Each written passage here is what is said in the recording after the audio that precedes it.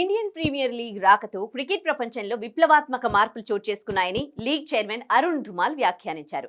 2 దశాబ్దాల క్రితం cricket match అంటే 250, 300 మంచి స్కోర్ అని, అదే ఇప్పుడు 400 పరుగులు క్రమం తప్పకుండా వస్తున్నాయని తెలిపారు. ఐపీఎల్ టోర్నీ వల్లే ఇది సాధ్యమైందని ఆయన చెప్పుకొచ్చారు.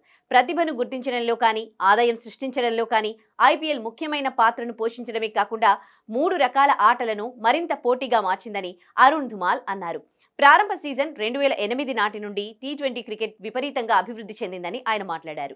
జస్ప్రీత్ బుమ్రా, సూర్యకుమార్ యాదవ్, హార్దిక్ పాండ్యా, యశస్వి జైస్వాల్, రింకు సింగ్ వంటి అనేక మంది ఆటగాళ్లు ఐపీఎల్ లీగ్లో అద్భుతమైన ప్రదర్శనల తర్వాతే జాతీయ జట్టుకు ఎంపికైన విషయాన్ని ఆయన ప్రత్యక్ష ఉదాహరణగా వివరించారు. ఖచ్చితంగా గత 15 ఏళ్లలో ఐపీఎల్ ప్రపంచంలోనే 2వ అత్యంత సంపన్న క్రీడా లీగ్గా అవతరించింది. USA national football league NFL కంటే ఐపీఎల్లో ప్రతి మ్యాచ్ విలువ పరంగా 2వ అత్యంత ఖరీదైంది.